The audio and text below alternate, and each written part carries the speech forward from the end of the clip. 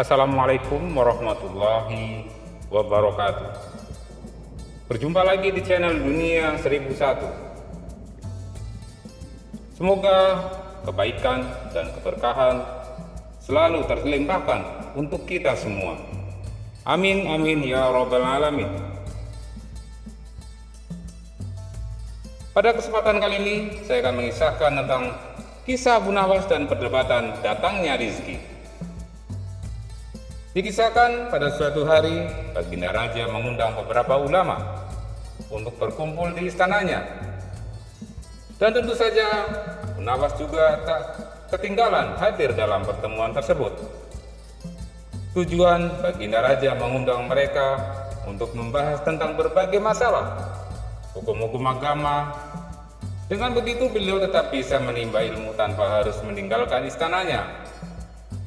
Ulama fikih menyampaikan keilmuannya seputar halal haram dalam hukum agama.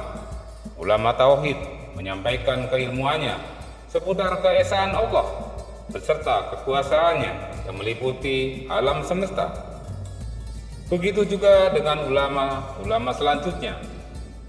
Dan setelah masing-masing ulama menyampaikan ilmu sesuai bidangnya, selanjutnya giliran Abu Nawas.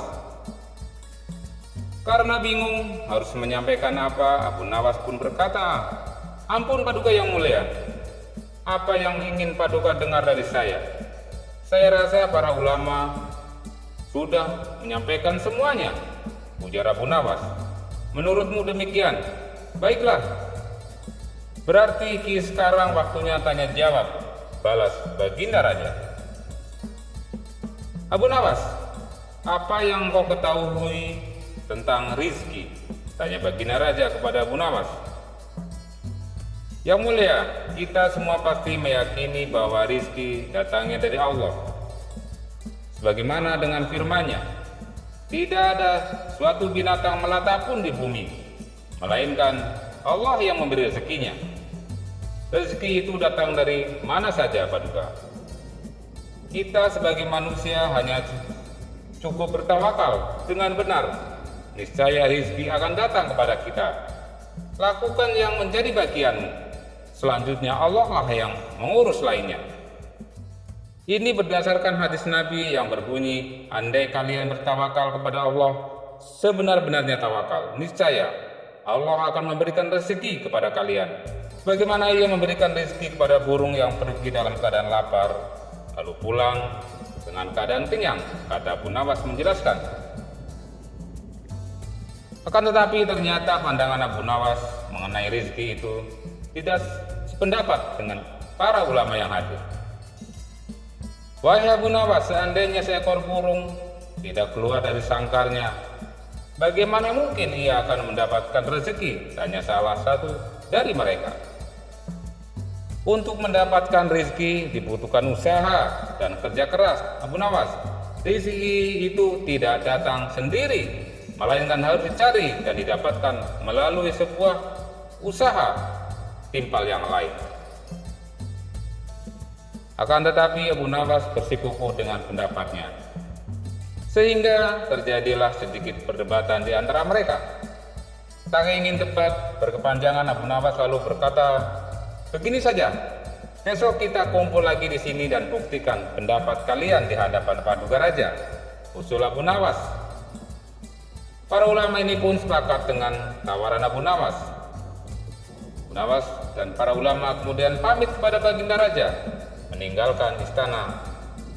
Setelah berpamitan kepada Baginda Raja, Abu Nawas pun segera pulang ke rumahnya, sebab ia harus mengajar murid-muridnya. Sementara para ulama ini sibuk mencari cara untuk membuktikan pendapat mereka. Hingga pada akhirnya saat mereka berjalan pulang menyusuri sebuah desa, mereka melihat penduduk setempat sedang memanen buah kurma. Kemudian terbesitlah niatan para ulama itu untuk membantunya. Setelah selesai dengan pekerjaannya, para ulama ini mendapatkan imbalan beberapa ikat buah kurma dari warga setempat. Mereka senang bukan main. Para ulama ini senang bukan karena mendapatkan kurma, tetapi mereka memiliki alasan untuk menyampaikan kepada Abu Nawas dan Baginda Raja bahwa pendapat mereka tentang rizki adalah benar. Kita mendapatkan buah kurma karena kita berusaha dan bekerja keras. Sedangkan Abu Nawas hanya diam di rumah. Mana mungkin dia mendapatkan kurma ini? Ini menunjukkan bahwa rizki bisa didapatkan bila mencarinya dan bekerja. Jadi pendapat kita sudah benar. Besok kita bawa ke hadapan Baginda Raja. Ini sebagai buktinya. Kita tunjukkan kepada Abu Nawas dan kepada Baginda Raja. Kata salah satu ulama pada kawan-kawannya. Maka pada keesokan harinya ulama ini datang ke istana. Sesampainya di sana ternyata sudah ada Abu Nawas duduk di hadapan Baginda. Raja melihat para ulama sudah datang. Baginda Raja segera menyambutnya. Kemarilah, silakan duduk tuan-tuan, sambut Baginda Raja. Mereka pun duduk bersebelahan dengan Abu Nawas. Sesuai dengan janji kami membawakan bukti atas pendapat kami. Kami rasa pendapat Abu Nawas kurang tepat Paduka Raja. Justru pendapat kamilah yang lebih tepat. Mendengar itu Baginda Raja pun bertanya, memang bukti apa yang kalian bawa? Coba perlihatkan kepadaku. Para ulama ini pun segera menunjukkan beberapa ikat buah kurma dan meletakkannya di depan Baginda. Ampun Paduka, buah kurma ini kami dapatkan karena kemarin kami membantu warga memanen buah kurma. Jadi mengenai pendapat Abu Nawas yang mengatakan seseorang cukup bertawakal dengan benar, rizki nanti datang sendiri, kami rasa pendapat itu kurang tepat.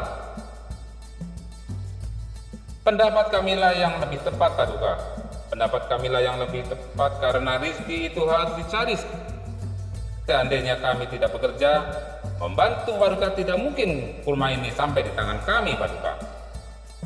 Sedangkan Abu Nawas hanya berdiam diri di rumah. Apakah Abu Nawas mendapatkan kurma seperti kami? Tentu saja tidak. Kata mereka menjelaskan.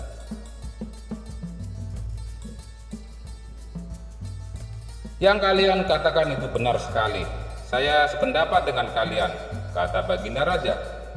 Bagaimana Abu Nawas? Apakah kamu masih membantahnya? Tanya Baginda Raja kepada Abu Nawas. Abu Nawas mendengar hal itu. Abu Nawas hanya tersenyum sambil mengambil kurma dan mencicipinya.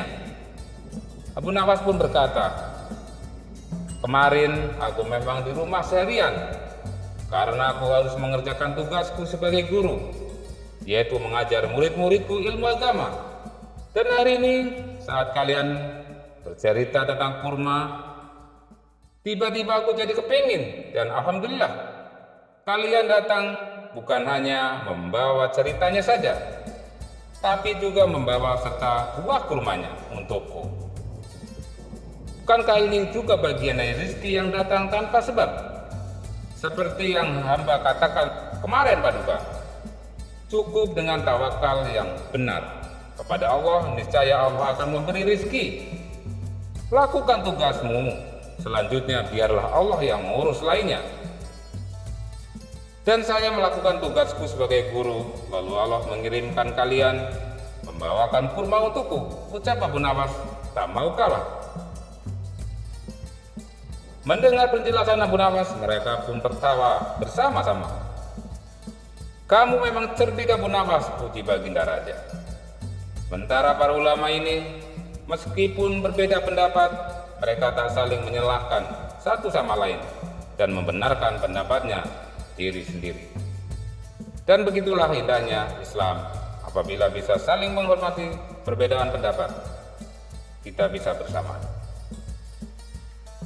Semoga dapat hikmah dari kisah ini. Mohon maaf. Wabillahi taufiq wal hidayah. Wassalamualaikum warahmatullahi wabarakatuh.